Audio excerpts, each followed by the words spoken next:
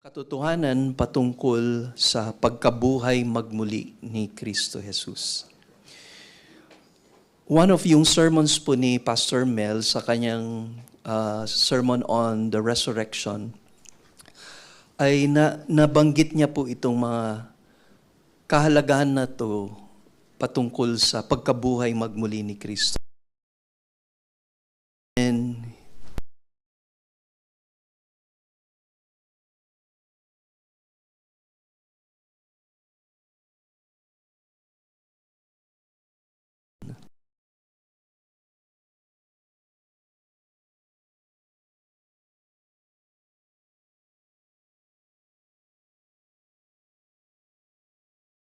all religions have a concept of the afterlife, no matter twisted yung mga teachings na yon. So when we talk about yung other religions, meron po silang paniniwala patungkol sa buhay, sa susunod na buhay, no? After death, meron pa hong buhay pagkatapos ng buhay na ito. Pero alam natin, yung mga teachings na yon are mga wrong teachings. Many or all of the teachings, apart from the teachings of the Scripture, ay lahat po nun ay mga corrupt and twisted na mga teachings. Kung meron ngang hindi maniniwala, yun po yung mga atheist. Atheist means no God. Sila ay hindi naniniwala sa Diyos. And we had a film showing last Thursday tungkol po doon, a true-to-life story ni Lee Strobel, who was a well-known na investigative journalist ng New York Times. At yung wife niya rin ay hindi naniniwala sa Diyos until something happened, na kamontik na pumamatay yung daughter nila. But somebody, a Christian, saved yung daughter nila who was choked by a food. Tapos yung nurse at that time was present, na Christian po siya. At nung pinasalamatan siya at sabi nila, swerte na nandun siya. Sabi niya, hindi ito swerte. Inordain ito ng Diyos. We were supposed to have our dinner together with my husband in another restaurant. But God has ordained us to be here. Dahil yun ang mangyayari. And to make the story short, yung wife po niya came to the Lord. Hindi niya matanggap yung asawa niya ay unti-unti ay nadodrawn na to Christianity. At ang plano niya is to destroy yung Christian faith by exposing, quote-unquote, na ang Kristyanismo at ang resurrection ay hindi totoo. And there are so many proofs sa Bible that presents to us yung reality and yung truth about the resurrection. And it can never be denied. Kahit sa understanding ng iba na kahit ito man ay hindi na ayon sa Bible, pero naniniwala sila merong buhay after this life. Sabi nga ng isang kilalang na author sa Amerika, meron siyang statement na isinulat at sabi niya, the only safety and peace of mind that is discovered on earth comes from a firm belief in an afterlife. So it's no surprise that so many people hold to such belief. Kung meron kung merong peace of mind, kung meron tayong nais na magkaroon ng kapayapaan sa ating kaisipan, ay dapat ay manalig tayo na merong buhay pagkatapos nitong buhay na ito. Kaya itong katotohanan na ito from our study about the resurrection will bring about a strong and solid faith in our Christian faith. So ito po yung magiging outline natin. An overview of the resurrection truth. 1, questions about immortality. Merong mga katanungan patungkol ho sa buhay na walang hanggan. Number 2, questioned the resurrection. Meron pong mga pag-deny sa katotohanan patungkol sa resurrection. Kini-question po yung resurrection. And thirdly, that question about the resurrection were answered in the passages that we will be studying this morning. So we'll go to the first. Very important po yung questions about immortality. Even Job, who was the writer of the book of Job, asked this question. At ang tanong niya, if a man die, shall he live again? If a man die, shall he live again? Ito ang katanungan ng marami. Marahil ito din ang naging katanungan nyo one way or another, no, sa inyong, even when you were growing up. But this is a question that needs an answer. Is there life after death? Meron bang buhay pagkatapos ng kamatayan? Meron bang immortality? At itong question na ito ay kinakailangan masagot ng tama. Dahil tulad ng sinabi ko, there are many twisted knowledge or teaching about the afterlife. Ito ang ilan.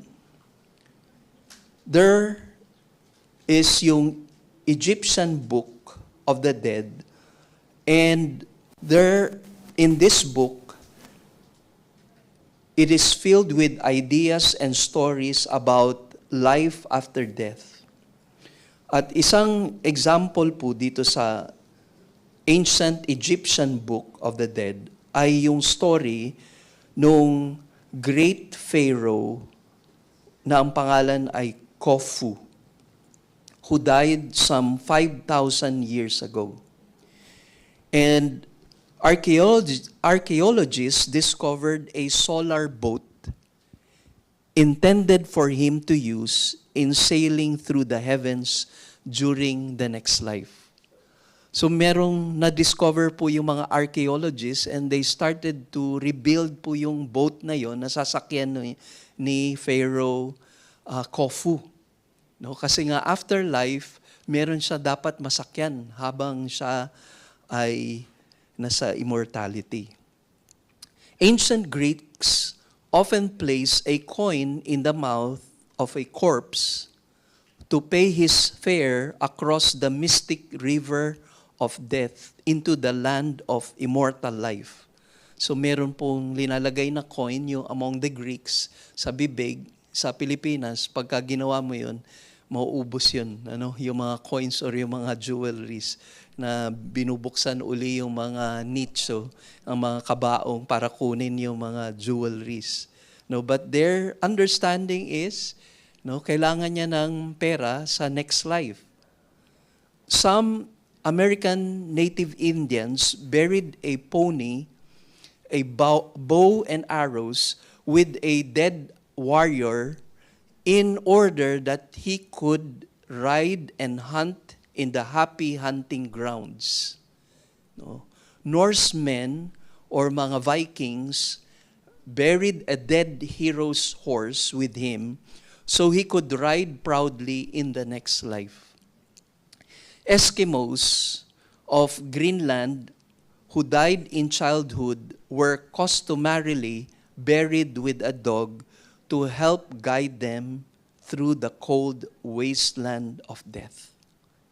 And for us who have studied the Bible, marahil ngayon mas na-appreciate na po natin yung knowledge natin of God's truth about the resurrection. Because if you think of this, itong mga teachings na ito and siguro yung mga ancient na kanilang mga paniniwala, ay walang kabuluhan, walang saysay, lahat ng mga kanilang paniniwala to this afterlife. But let us see how the Bible has presented this truth. But before we even show to you the answer to the question about the resurrection, tingnan natin yung mga kini-question po about the resurrection. And we will find this in verse 12 of chapter 15. Now, if Christ is preached that he has been raised from the dead, how do some among you say there is no resurrection of the dead? There is a problem in this place, no, not only in this place, but it has already entered even among the believers, yung mga paniniwala na ito. At ang ilan sa mga naniniwala o sa ilan sa mga possibly members or attendees of this church in Corinth questions and denies the resurrection. Kaya nga, the Apostle Paul had to address this problem. So yes, we know from the very start ng Corinthians, present na po ni Apostle Paul how the people are blinded to yung truth. No? Spiritually blinded sila because of yung God of this age, si Satan, ay binubulag sila sa mga katotohanan. Kaya pinagmamalaki ng mga Greeks, no, ng mga taga-Corinthians, yung kanilang filosofiya, ang kanilang kaalaman at karunungan. Kaya sinabi ni Apostle Paul, yung message of the cross and even the message of the resurrection is foolishness to them. But to those who are being saved, it is the power of God unto salvation. Pero ito ay kinukutya ng marami. Ang katotohanan patungkol sa Diyos, sa Panginoon who died on the cross, who died a criminal's death, and then raised on the third day. Parang katawa-tawa ho na mga mensahe ito. And sad to say, it entered somehow itong denial of the resurrection sa church in Corinth. We also know that there is a problem within. May error po na nangyayari po sa Corinthian church. And if you studied po yung book of Corinthians, meron pong division among the believers. Meron nagkahati-hati sila. Yung iba sabi nila followers kami ni Peter. Yung iba sabi nila followers kami ni Apollos na magaling na orator. Kami, yung iba sabi naman followers kami ni Paul. Yung iba pa spiritual. Kami, hindi kami followers ni Paul, Peter or ni Apollos. Followers kami ni Christ only. Parang ganun po yung pinapresent po ng yung how the Apostle Paul confronted the believers in Corinth. Not only that, merong immorality sa church. And he had to deal this in chapter 5. Tapos dun pa ho sa spiritual gifts nila, yung iba, no, improper ang paggamit ng mga spiritual gifts, merong speaking in tongues, walang interpretation, at sinasabi ni Paul, paano kung merong unbeliever na pumasok sa iglesia at hindi nila naintindihan ang mga tongues na yon, mga intelligible language or unintelligible language.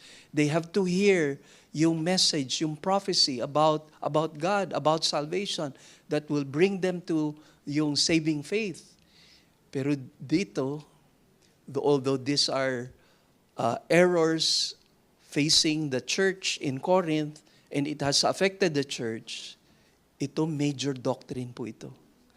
Ito ay hindi pwedeng i-compromise about the resurrection. Kaya binigyan ho ng diin ni Apostle Paul ang importance ng resurrection ni Christ. Because apart from knowing the truth about the resurrection, everything that they do are without value. Walang Christianity. It's all wasted.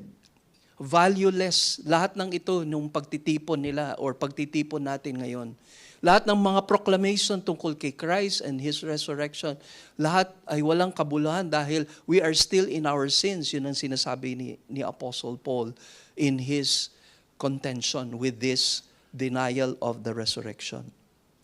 Kaya we go straight to the third, which is very important to answer itong question na ito. Bakit dinideny? Bakit kailangan bigyan ng diin ni Apostle Paul ang kasagutan patungkol sa resurrection?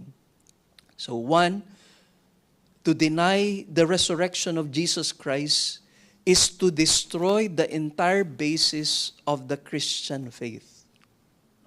This is the foundational and primary teaching of the Lord Himself, His resurrection. Yes, we are blessed with the teachings of our Lord. Yes, we have seen His life in the Gospels. Yes, we have seen the compassion of Christ to those who are poor, to those who are spiritually in poverty, those who are leprous, prostitutes, mga separated, yung mga hiwalay sa society because they are despised. Inabot po ni Kristo yon. We have seen Jesus Christ in the Gospels perform miracles. He even raised the dead, si Lazarus. But the Christian faith is based on the very foundation at yung culminating ng kanyang life is in the resurrection from the dead. Yun ang pinaka-highlight ng buhay ni Kristo Jesus. If there is no resurrection, wala po tayong pwedeng sabihin na Christianity. Kaya tayo gusto nating pahalagaan itong mensahe na ito dahil ito ang basis ng ating pananampalataya. To deny the hope of eternal life is to oppose humanity's innate desire for immortality. We have longed for immortality. Gusto natin hanapin yon na merong buhay after this. Kaya sabi rin niya ng Ecclesiastes 3 verse 11, God has set eternity in the heart of every man and woman. Linagay ng Diyos ang eternity sa puso ng mga tao. Kaya nanghahangad sila, ano ba ang susunod na buhay? Saan ako pupunta? Kaya yung mga tanong na yon ay kailangan masagot natin. Bakit ako naririto? Paano ako nakarating dito sa mundong ito? Ano yung purpose ko dito sa buhay na ito? At after this life, saan ako pupunta?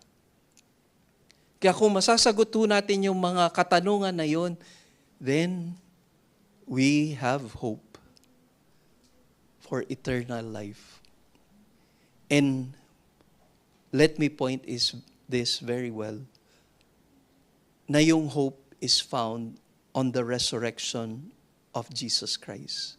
Doon dapat nakatuon yung tamang desire because when the Lord has placed that eternity in the hearts of men, walang sagot ho yung iba. Ito ay sinulat ni Solomon sa Ecclesiastes. And kung mapapansin ninyo, ang tema niya na ang buhay ay parang isang hangin na hinahabol mo. It is chasing after the wind. At sabi niya, kung walang Diyos, yung whole duty of man is found in acknowledging God and serving Him. Yun yung conclusion niya. Pero kung wala ang God sa midst ng life natin, we are just chasing after the wind. Meaningless, a chasing after the wind. Pero ito yung susi. Ang tamang pagsaliksik ng eternity or immortality that is found in the teachings of the resurrection of Jesus. Ito yung present po ni Jesus mismo. John 14:19. After a little while, the world will no longer see me, but you will see me. Because I live, you will live also. Yun yung promise niya sa mga disciples niya. They were afraid at that time. They were anxious. Hindi nila alam yung mga sinasabi ni Jesus patungkol sa lilisan na siya, mawawala siya. Saan siya pupunta? Pero sabi niya, presenting it na hindi pa clear sa mga disciples until the Holy Spirit came and this was recorded dahil yung very words of Christ presented to them na hindi pa nila alam noon, and it was made clear when Jesus Christ was resurrected and that when the Holy Spirit came upon them. Because I live, you will live also. He also said in John 11:25-26, I am the resurrection and the life. He who believes in me will live even if he dies. And everyone who lives and believes in me will never die. And he asked si Martha, do you believe this? Naniniwala ka ba, Martha, dito sa sinasabi ko, ako ang buhay at muling pagkabuhay. Sino man ang manampalataya sa akin, kahit siya'y mamatay, ay mabubuhay magmuli.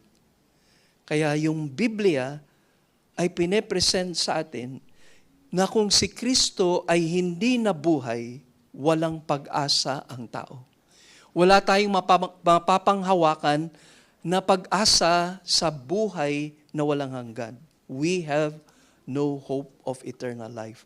But since we have yung truth of the resurrection, we have hope. Ito yung sabi ho ng 1 Corinthians verses 17-20. At maririnig nyo ito sa mga taong nagdi-deny or religion na nagdi-deny sa resurrection ni Jesus. Sabi po dito, and if Christ has not raised, your faith is worthless. You are still in your sins. Then those also who have fallen asleep in Christ have perished.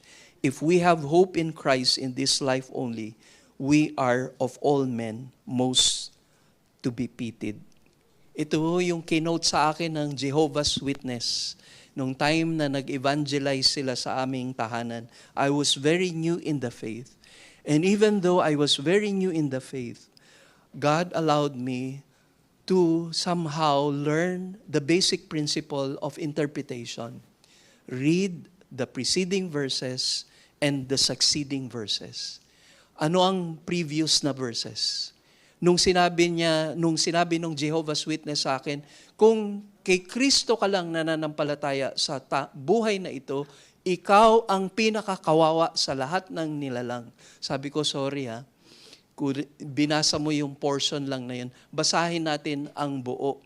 At sinasabi dito sa buong 1 Corinthians chapter 15, kung hindi nabuhay si Kristo mula sa kanyang kamatayan, ay walang pag-asa.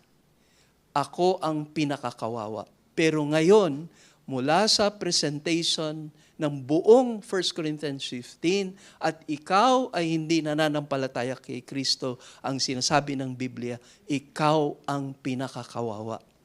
Dahil ako na nananalig mula sa katotohanan na si Jesus ay nabuhay magmuli, sinasabi ng Biblia, ako ang may pag-asa.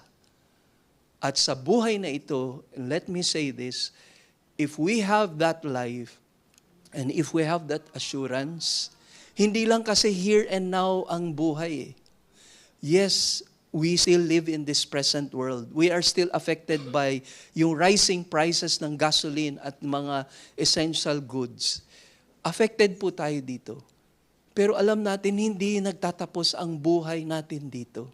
Alam natin na kahit anumang paghihirap na pagdaanan natin dito, meron tayong pag-asa sa susunod na buhay. Although ang hirap minsan isipin na eternal life ang iisipin ko, nandito pa ako, may pamilya pa ako, meron pa akong pag-aaralin, mag-aasawa pa ako, no, kakasal pa ako, tapos Lord, yung kailangan namin, provision namin, no, yung pangrenta, yung pagkain, etc. Yes, ano yun po, mga kumbaga legitimate na mga pangangailangan yan. Hindi natin pinagkakaila na pinapahalagahan din natin yun.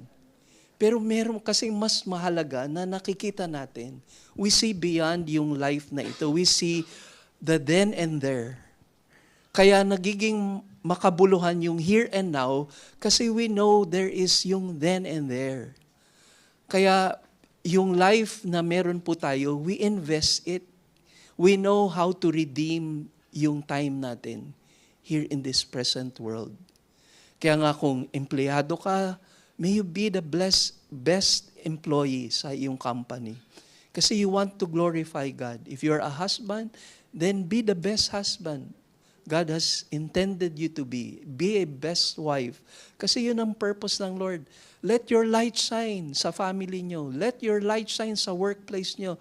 Let your light shine sa inyong school.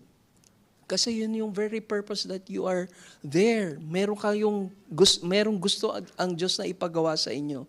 Merong ang group of mga young students noon.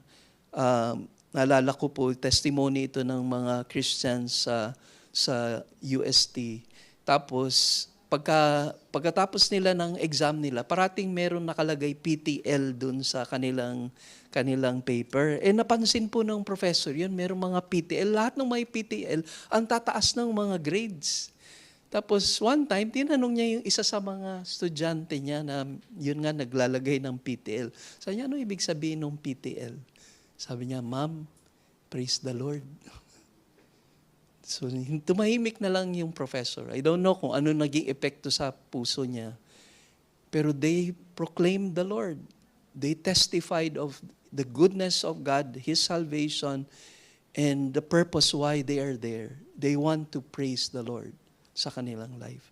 Ganun po ba din ang ating objective here sa life na ito? Kaya, when we know what is ahead of us, it helps us gain perspective in this present life. Hindi mo sasayangin yung oras mo sa buhay na ito. Gusto mong maluwalhati ang Panginoon. Sabi po ni John MacArthur sa kanyang sinulat patungkol din sa resurrection, the resurrection of Jesus Christ is the heart of the Christian faith. Christianity is a belief, a series of truths, doctrines, and principles based on the resurrection of Christ. When Jesus rose from the dead, by the power of the Father, He proved He was exactly who He claimed to be and that He accomplished what He came to accomplish. 2 Corinthians 4:14 says that He, God, who raised up Jesus Christ, or the Lord Jesus, shall raise us up also. So our belief in the resurrection life is built, or our belief in resurrection life is built on the resurrection of Jesus. Because He lives, we shall live also. Because He lives, we shall live also. Kaya kanina, when we were singing yung song na yun about yung next life and what is awaiting us, we will see the Lord face to face, and we will see our relatives, our loved ones who went ahead of us. Kasi hindi naman natapos po dito yung when the Lord took them home, and it brought so much grief sa hearts natin. Pero nung nauna na sila, nandun na sila, kasama nila ang presensya ng Diyos. Tayo, susunod na rin tayo sa kanila. Pero while we are still here, we have a mission. No? May mission pa po tayo. Gusto ng Diyos, gamitin niya po tayo. As the Lord has used them, the Lord also wants to use us in this present life. Kaya nga, alam nyo yung parating ang picture ni Jesus about yung meeting the Lord, it is about yung marriage, about yung wedding feast. Kasi yun po yung beauty ng wedding eh. Pinoportray ni Christ ang relationship niya with the church ay marriage. Sabi ng, di ba, ng Ephesians, husband, love your wives as Christ loved the church. Paano ba minahal ng Panginoong Jesus ang kanyang iglesia? Inialay niya yung buhay niya para sa iglesia. And yung wedding feast na yon is when the bridegroom, di ba yung bridegroom, ang highlight actually yung bridegroom, pero sa ating time, yung bride talaga yung inaabangan. Pero in a sense, talagang magiging grateful ka sa Lord eh, kasi siya yung glorious, siya yung beautiful, pero yung bride niya, yung tayo na sinner, binihisa niya ng puti. Alam niyo kung bakit white din yung wedding dress? No, kasi it is symbolizing purity. And yung husband to be is awaiting yung kanyang bride to be dun sa marriage altar and presenting her pure before the people, before God and before his loved ones and his friends. And si Jesus yun. He's purifying us. He purified us with His blood. And now He is sanctifying us kasi ipe-present niya po tayo sa Father. And what glorious day that will be. Sabi pa rin po ni John MacArthur, Jesus Christ defeated death and He made a way for you and me to defeat it as well. There is no hope of heaven, of eternal blessing and joy without the resurrection of Christ. Kaya kahit po i-despise ang teaching on the resurrection or people start to reject po yung teaching about the resurrection of Christ, we express our joy to this truth. Punong-puno po tayo ng galak sa katotohanan ng kanyang pagkabuhay magmuli. Dahil may basis po yung ating faith. Meron pong matibay na foundation yung ating Christianity. Yung mga teachings that we learn from the Bible, yung mga doctrines na ito, patungkol ho sa resurrection ni Christ, ang nagbibigay ng matibay na foundation sa ating buhay in this present life. Kaya when troubles come, even when there is war in the Middle East, yes, affected tayo dun sa dahil tumataas po yung mga bilihin, pero alam natin who holds the future. Last Thursday, we presented po yung video ni Louis Giglio about how great is our God, and presented ho yung mga stars in the skies. Mahabang story po yun, pero do you know that there are billions of galaxies? In our galaxies, there are billions of stars, and in the other galaxies, or there are still billions of galaxies. So, parang alam nyo, kasi ang liit-liit ng tingin natin sa Diyos. Parang yung problema, napakalaki. Parang madadagaan ka naman doon sa bigat ng present na problem natin. Feeling natin, di ba may expression na karga-karga ko, buhat-buhat ko yung mundo. Kasi nga, yung expression na ang bigat-bigat ng problema ko, ang dami kong dalahin.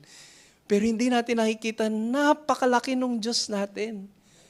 Kasi ang nakikita lang natin yung problema, pero hindi natin makita yung glorious God natin. And from yung teaching last Thursday about the eternal God who became man, the eternal God na the second person of the Trinity who took on human flesh, ay sabi ko ng Bible, co-creator.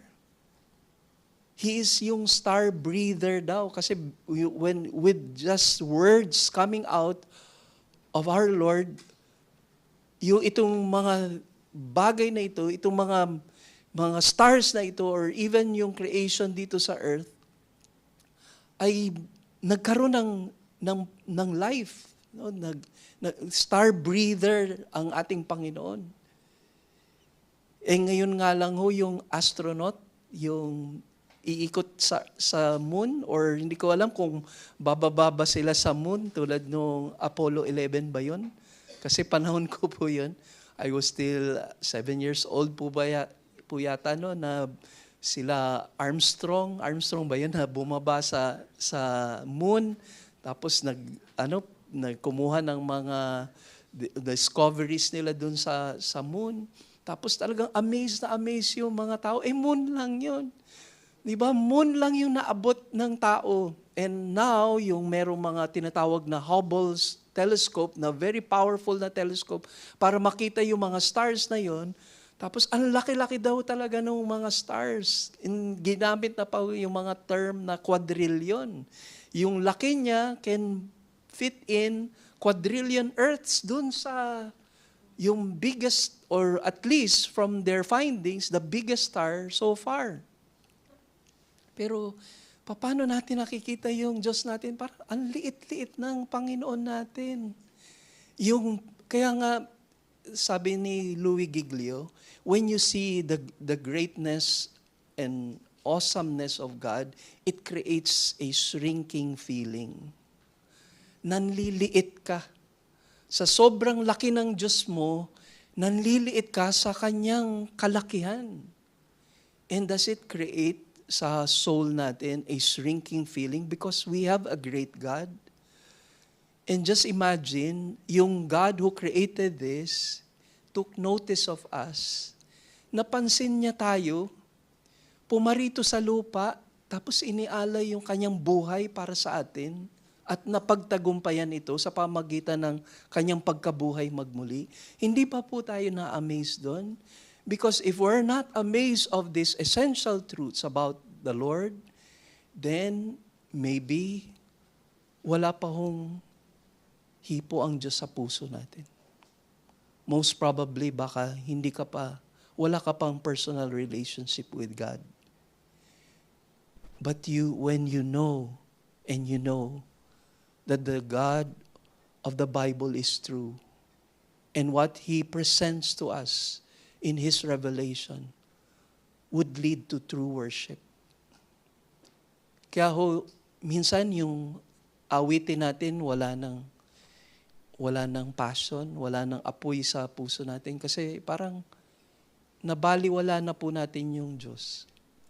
The reason why we're not reading the Bible, kasi hindi naman natin tinitreasure siya sa buhay natin. The reason why we take lightly yung fellowship natin with other Christians, kasi sa atin, baka meron pang mas mahalaga sa ating buhay. But when God touches your heart, you will respond to Him. It will lead to obedience. It will lead to following the will of the Lord. It will lead to a life being sanctified day by day before God. It is a life of yung worshipful heart before God. Kaya tingnan ho natin yung confirmation ng Scripture. And the Bible repeatedly discusses life after death. Sa Matthew 25 verse 46, sabi po doon, "This will go away into eternal punishment, but the righteous into eternal life." So pinapakita ho sa atin na there is an afterlife, there is hell, either you enter hell or enter eternal heaven. Yun po yung sinasabi. No? Kaya ang Bible, mas maraming tinuro about eternal hell. Why? Because He is warning the people about yung final judgment. John 5:25-29. Truly, truly, I say to you, an hour is coming, and now is, when the dead will hear the voice of the Son of God, and those who hear will live. For just as the Father has life in himself, even so he gave to the Son also to have life in himself. And he gave him authority to execute judgment because he is the Son of Man. Do not marvel at this, for an hour is coming in which all who are in the tombs will hear his voice and will come forth, those who did the good deeds to a resurrection of life, those who committed evil deeds to a resurrection of judgment. So, ang linaw po, no?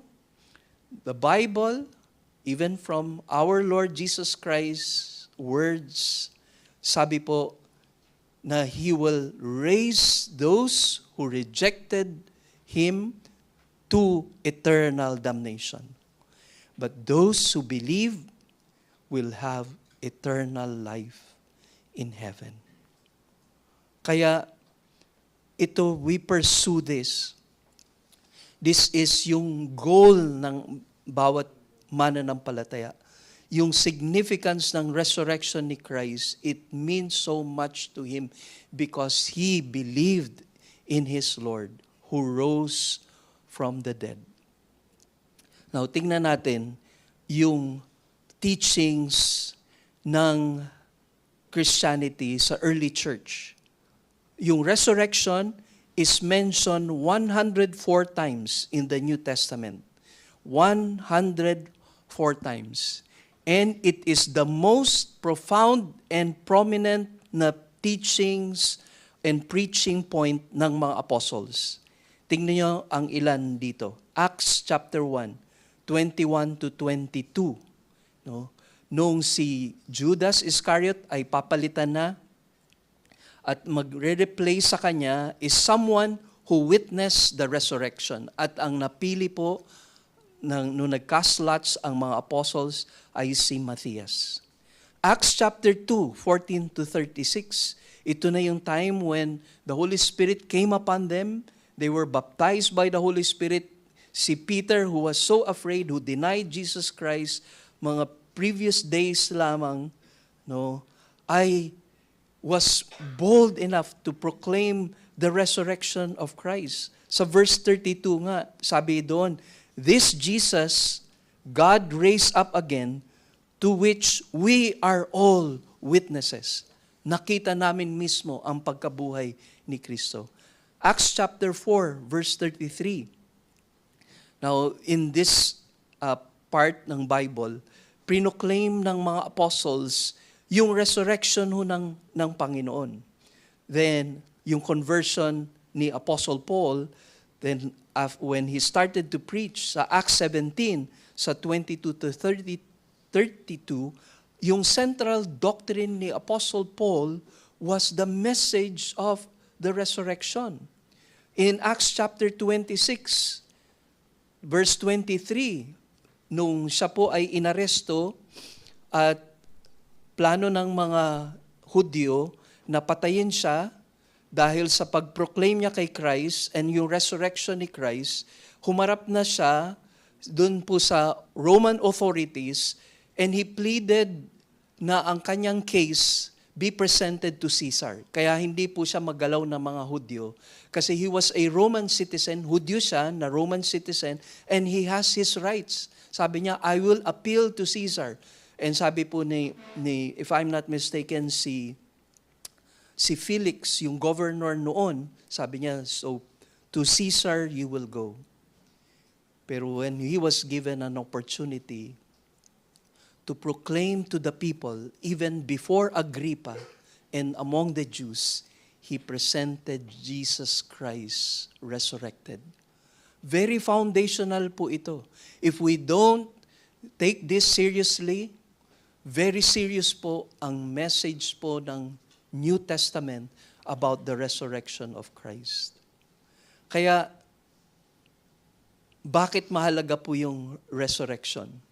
Bakit hindi po tayo dapat maging apathetic or hindi natin pinapahalagahan ang message ng resurrection? Ang tanong, kung maniwala ba tayo kay Kristo or yung kinakailangan ba na maniwala tayo sa pagkabuhay magmuli ni Kristo para maging Kristiyano? Ang tanong, which is, I know, alam niyo po, yes.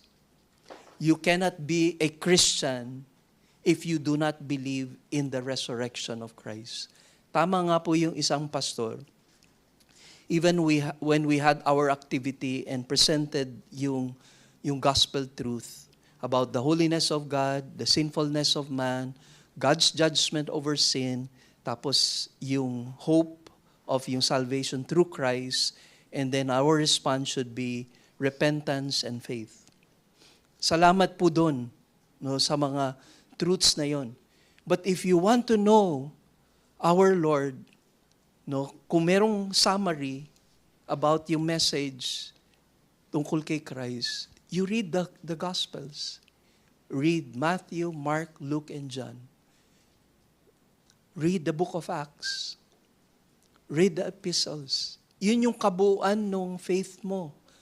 You cannot just take lightly the Bible in your reading. If you're a genuine believer, you are diligent in your study in the Word. Why? Because sabi ng Bible, it is impossible to have faith apart from hearing and hearing the Word of God. Faith comes by hearing and hearing the Word of God. Kaya after that, after presenting yun sa Romans 10, ito yung sinabi ng verse 9. That if you confess with your mouth Jesus as Lord and believe in your heart God raised Him from the dead, you will be saved. Yung fullness ng truth about Jesus and His resurrection is very important in our confession of faith. Yes, we know madali ho mag-profess. Madaling magsabi, yes, I believe. Christ came. He incarnated. He died on the cross. He was resurrected. Napakadali nun. Pero ito ho kasi yung seriousness ng confession of yung faith. During that time, it is not easy to confess Christ as Lord. Because si Caesar, yung hari ng Rome, ay kinoconsider na God. So pag sinabi mo, Jesus is Lord and the only Lord, ang nakataya doon, ang sarili mong buhay. Kaya pag nag-confess ka nung time na yon, na you confess that Jesus is Lord and God raised Him from the dead, ang nakataya ay yung sarili mong buhay. And ito po yung napakahalaga sa ating confession of faith. Lord, I believe that Christ was raised from the dead. It is impossible to be saved apart from our understanding of yung resurrection. So tignan natin yung mga evidences of yung resurrection. Si Apostle Paul started to counterattack yung heresy or false teaching doon na pumasok po sa Corinthian church. At ito ang kanyang 3 areas kung saan niya pinakita yung evidence ng resurrection. So let's read verses 1 to 2 ng Corinthians chapter 15. Sabi dito, 1 Corinthians 15, 1 to 2, Now I make known to you, brothers, the gospel which I proclaim as good news to you, which also you receive, in which you also, or which also you stand, by which also you are saved, if you hold fast the word which I proclaim to you as good news, unless you believe for nothing. Who was he addressing to? Sino po yung kinakaugnay niya dito sa letter na ito? There is none other than the church. And tingnan niyo po, isipin niyo po maigi with regard to yung even our Sunday gathering. Ang Sunday gathering natin ay Sunday. Bakit Sunday? Kasi sa resurrection. And when we are gathered together, tayo po bilang mga mananampalataya, bilang iglesia ng Panginoon, pinoproclaim natin ang katotohanan patungkol sa resurrection. Kaya yung first line of proof ni Apostle Paul patungkol sa mensahe ng resurrection is the fact that there is a group of people gathering across the face of the earth, not only sa Corinth, but in Ephesus, in Colossae, di ba? Yung iba-ibang mga churches na nag-gather together. Yung Christianity buhay. At umabot pa sa time natin ngayon. Kung pinabubulaanan ang pagkabuhay magmuli ni Kristo, wala na sigurong Christianity hanggang sa time natin. But here, we are gathered together. And we are celebrating the resurrection of Christ. Kinikilala natin ang kanyang pagkabuhay. At yun ang sinasabi dito. The fact that you receive the gospel which I preach to you, tinanggap niyo yun, na binahagi ko sa inyo, yun ang tinatayuan nyo. You were saved by it. You exist today holding on to that truth, and it indicated that Jesus is alive and He is building His church. Diba? Yun yung promise ni Jesus, na the gates of Hades shall not prevail against the church. Sabi ni Jesus Christ kay Peter. Sabi niya, upon this rock I will build my church, and the gates of Hades shall not prevail against it. Until now, He is building His church. Kasi meron pa hong mananampalataya kay Kristo. Kung tayo ay parang hollow blocks na kabahagi ng itong spiritual building na ito na tinatayo ni Jesus, meron pang ibang mananampalataya pa. Meron pang dadali ng Diyos na mga kikilala kay Kristo Jesus. Kaya ngayon, burden ho natin yon. Some of you would share to me yung desire nyo na madala nyo yung loved one nyo sa Panginoon. Kasi they can be part of the building of Christ sa kanyang church. And where do we build? Sa ano yung foundation natin? The resurrection. The incarnation of Christ, the cross. These are yung very foundation. Now, look at yung three area of evidence, or yung second area ng evidence, the Old Testament scriptures. So verses 3 to 4, sabi dito, for I delivered to you as first importance what I also received, that Christ died for our sins according to the scriptures. Tapos sabi ho sa verse 5, and that He appeared, verse 4 pala, and that He was buried, and that He was raised on the third day according to the scriptures. Ano yung second area of evidence ni Apostle Paul after presenting yung church na nag-gather ngayon sa pangalan niya na nabaptize into His body? Yung Old Testament scriptures. Prinesent po sa atin yung resurrection, and it was prophesied in the Old Testament. First, crucifixion of Christ ay tinukoy sa Old Testament. Ano yung po yung mga passages na yun? We cannot go into details, but Psalm 22, sabi pinaka first verse ng Psalm 22, sabi ng Psalm 22 na, why have you forsaken me? My God, why have you forsaken me? Yun yung one of the last words of the Lord. And later on, na-mention doon, na nakita niya yung bones niya mismo while He was crucified.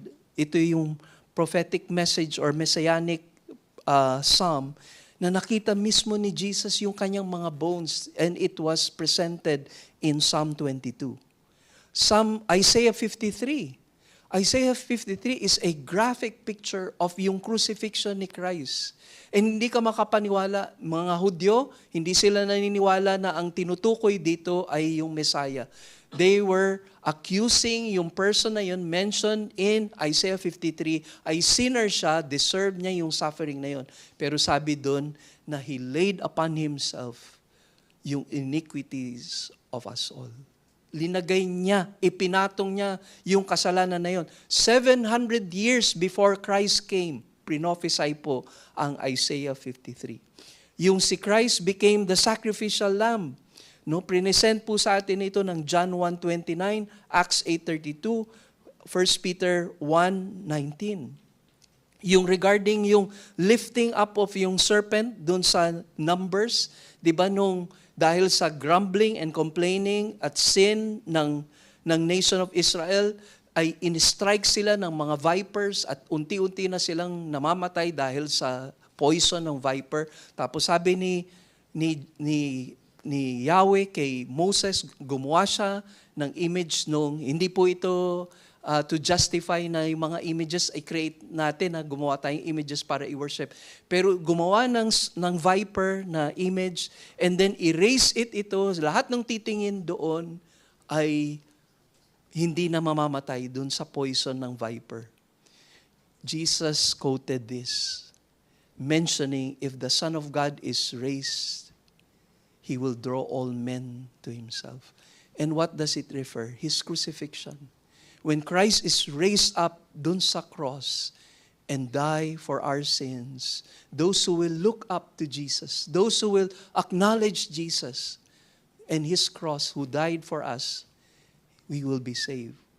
Lahat po nun ay prophecy sa Old Testament, and there are about 350 plus prophecies about the Messiah. And ano pa bang kailangan natin paniwalaan pa? Ang dami-daming mga patutuo patungkol kay Kristo sa kanyang pagdating, yung unang pagdating niya.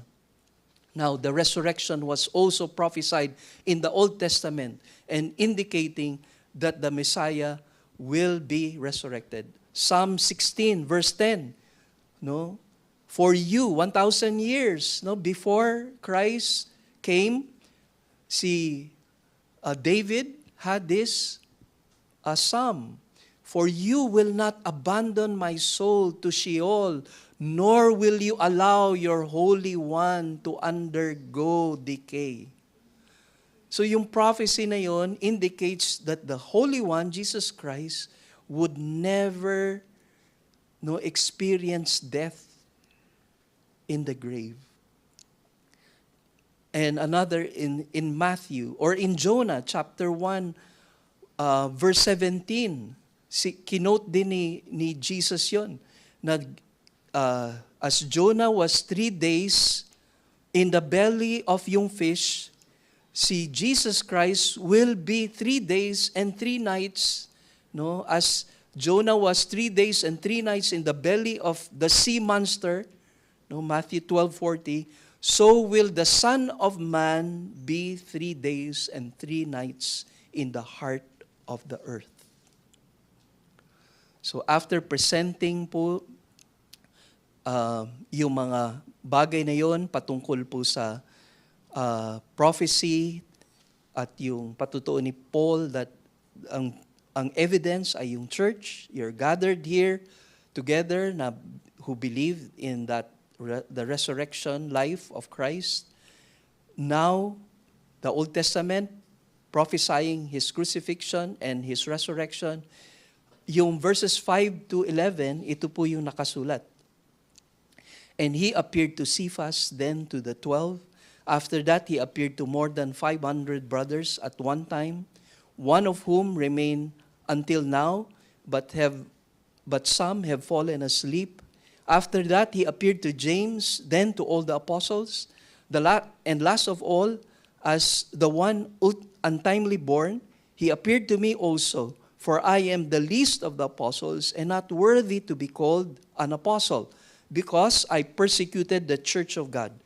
But by the grace of God, I am what I am, and His grace toward me did not prove vain. But I labored even more than all of them. Yet not I, but the grace of God with me. Whether then it was I or they, so we preach and so we believed.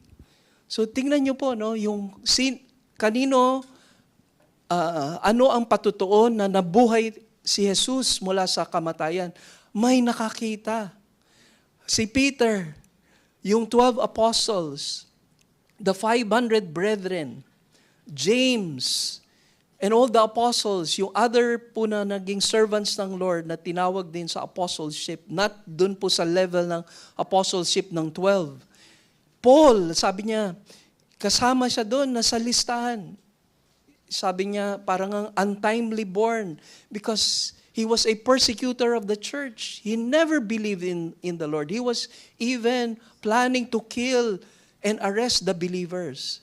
Pero nag-appear siya. Parang ganito po yung point po ni Apostle Paul. May witnesses. And yes, mga sympathetic yung mga witnesses na yun kasi follower siya. Pero tingnan nyo, persecutor ako. Hindi ako agree with the teaching. I was a Pharisee. I was zealous for my faith. And my commitment to the law of God. Yun yung parang niyang sinasabi. Pero ito ako ngayon. I encountered the Lord Jesus Christ sa Damascus Road. Wala akong intention to believe kay Christ. Aarestuhin ko nga yung ibang mga naniniwala kay Kristo. Pero na-encounter ko siya at nag-appear siya sa akin.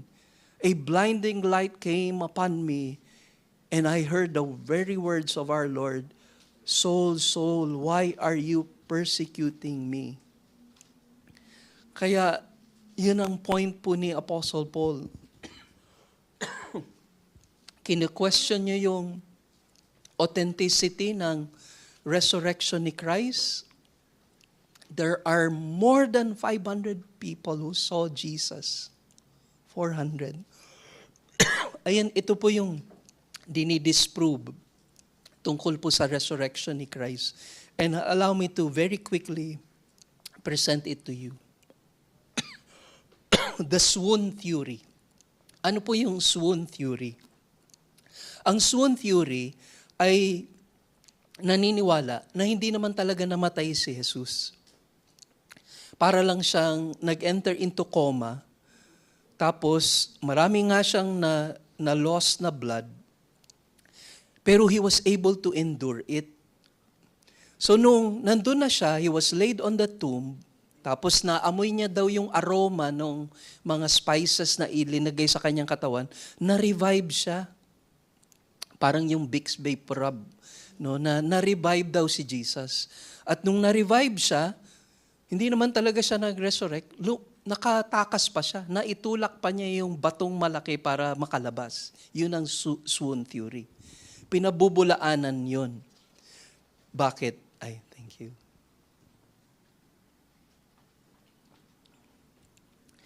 Pinabubulaanan yun dahil, una sa lahat, meron pong naka-witness doon sa pagdala sa tomb. Dinala siya ni Joseph of Arimathea at si Nicodemus. And some of the women anointed him with yung mga spices and covered him with linen cloth. Tapos may mga soldiers na nagbantay para, at pag nakawala ang binabantayan nila, papatayin po sila, i-execute sila. So very severe po yung injuries ni Christ. Imposible na ma-survive niya yon at hindi siya talagang namatay. Meron namang pangalawa, no burial theory. Ito yung paniniwala at teorya at kiniklaim na si Christ daw was never put in the tomb. Hindi siya ilinagay sa tomb at wala siya noon nung time na nag-resurrect daw, quote-and-quote siya. But yung his followers thought he would be in the tomb. And when he wasn't there, they thought he was raised. Pero yung theory na yon ay paniniwala nila na si Jesus, iba ang kumuhang ng katawan niya at itinapon daw among the bodies of yung tinatapon din na other criminals. And this was disproved. Why? Because of yung events that took place. It was about yung Sabbath.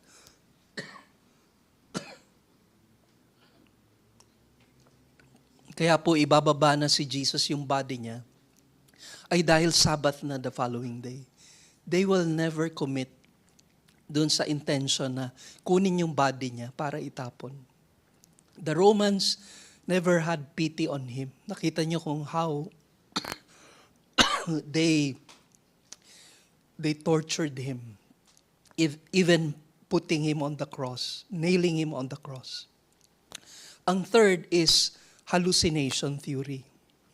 So those who support this theory say Christ's followers only thought they saw Jesus because they wanted to see him so badly. They argue that the disciples were so excited in their anticipation of the resurrection that they experienced a hallucination para daw nakikita nila si Jesus. Pero how can this be disproved? Kasi ang question, 500 nag-hallucinate sabay-sabay. All at the same time. Since yung closest followers ni Christ, if you will study the Bible, hindi nila nga ina-expect na si Christ mag-resurrect eh. They were not expecting Christ to be resurrected, kaya nga nag-scatter sila. Ang naiwan na lang dun sa foot ng cross, si John the Apostle and the rest of the disciples are nowhere to be found. And they were hallucinating na dadating si Kristo. Ayaw nga nila maniwala eh.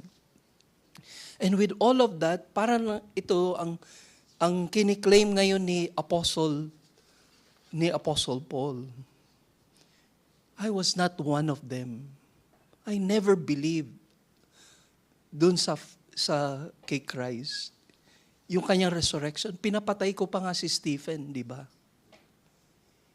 Pero until I encountered the Lord. Yun ang presentation ni Paul dito sa verses 5 down to 11. Now let us end with this, the importance of the resurrection.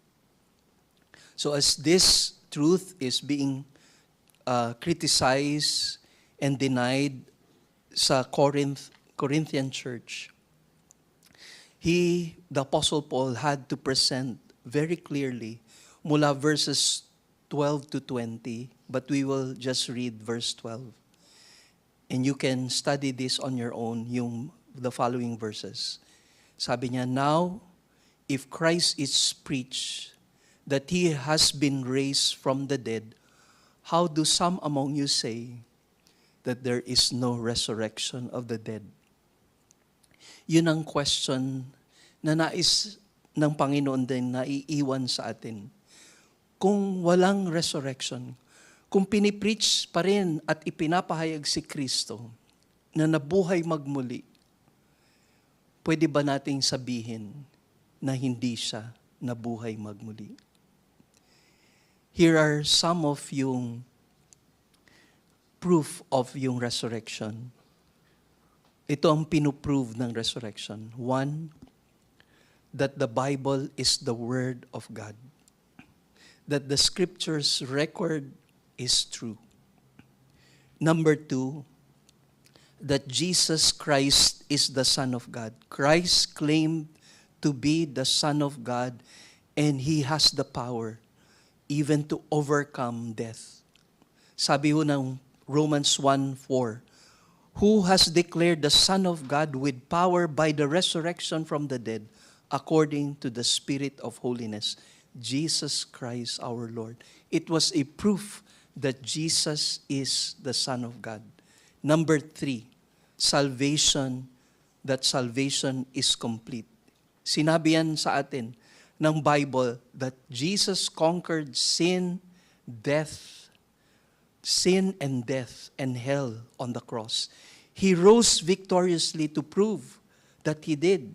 Sabi ho ng Hebrews 2:14 to 15, therefore, since the children share in flesh and blood, He Himself likewise also partook of the same, that through death He might render powerless him who had the power of death, that is the devil, and might free those who through fear of death were subject to slavery all their lives. Jesus rendered Satan powerless when He rose from the dead. Remember, si Satan na nagtempt sa tao para magkasala, and sin and death entered. But Jesus Christ overcame.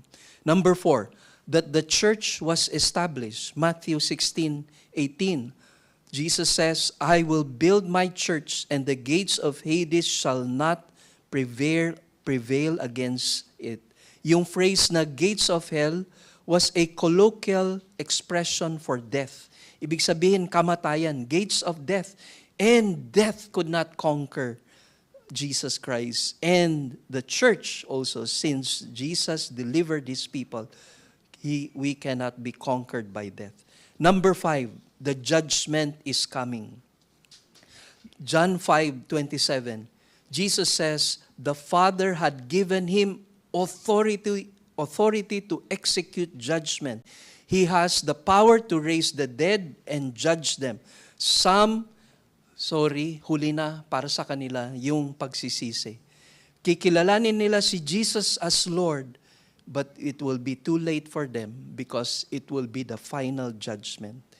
They will see Jesus in His glory.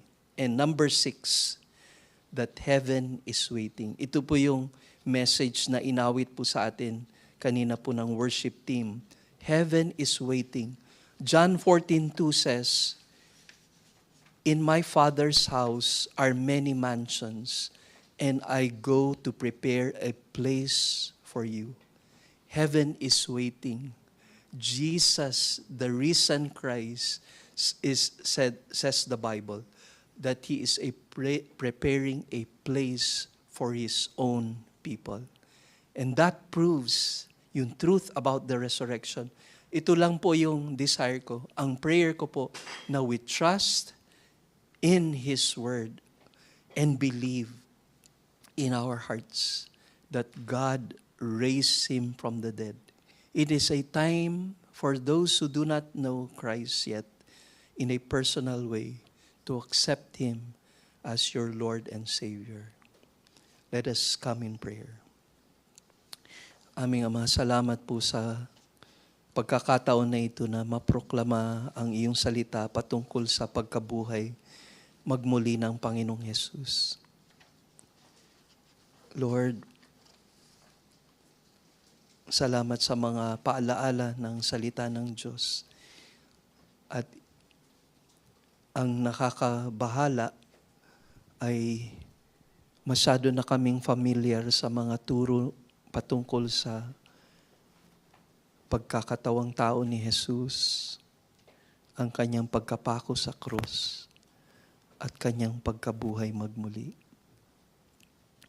Posible na knowledgeable po kami. Alam namin lahat ng ito by memory. Pero hindi na nakakaugnay ang pinaka puso at kaluluwa namin. Tulungan niyo po kami, O Diyos, na muling sariwain sa aming mga puso ang mga katotohanan na aming pinanghahawakan bilang mananampalataya kay Kristo.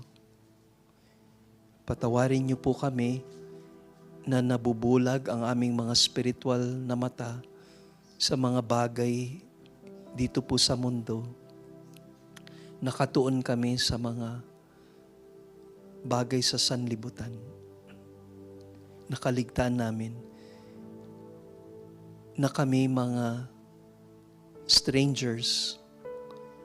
We are just pilgrims of this world.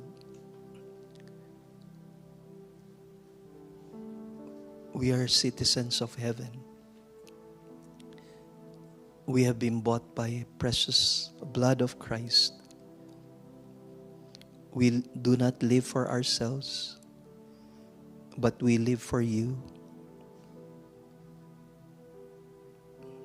Lord, yun po yung hope ng Christianity, ng Christian life. Maging totoo po ito sa amin. Dahil magiging basihan din yun kung paano kami mamumuhay dito sa lupa. Kung paano namin nakikita yung present life at ang magdadala sa amin sa tamang perspective sa life na ito ay dahil sa buhay na nag-aantay para sa amin.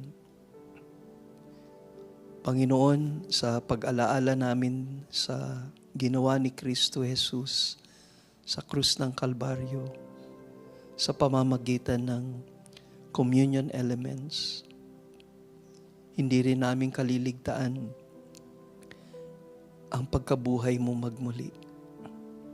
Ang culmination ng sacrifice ni Christ, yung incarnation, yung life, death, ay dahil sa resurrection. Yun po yung culmination ng reason why He came. It is to overcome sin and death and hell. Thank you, Lord, as we commit to you our communion. Fill us with your Spirit. Empower us once again by the Holy Spirit. All this we pray in Jesus' precious name. Amen.